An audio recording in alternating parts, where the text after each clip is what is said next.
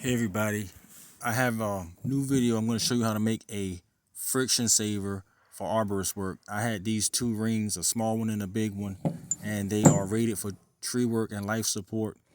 And same thing with the rope.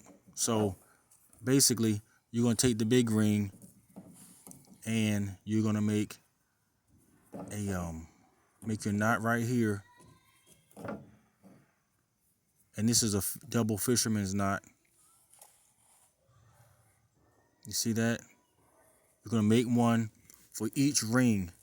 So you're basically going to make two loops, and then you're going to duck under the cross, and then you're going to tie it in, you're going to dress it and set the knot.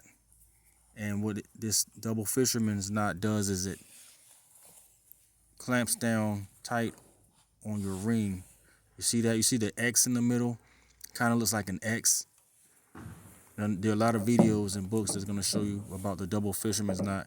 And by the way, this is just information. This is what I do. I'm not telling you to do this because I'm not certified to teach and I'm not a professional arborist. But so you're going to do the second ring as well.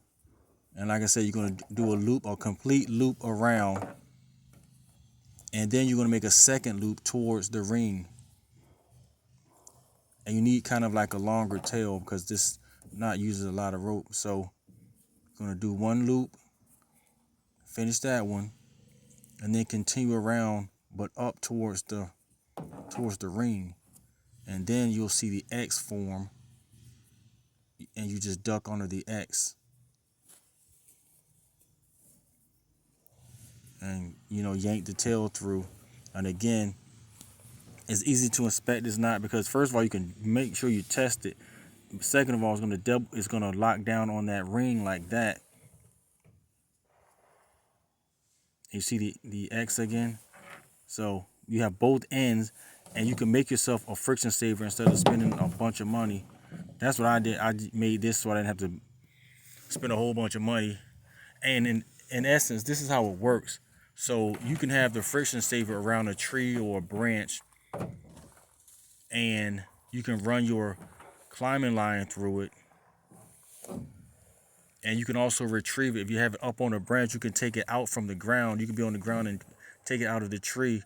You see, and that's why you have a big ring and a small ring. So what happens is your climbing line goes through the small one and the big one, both rings. And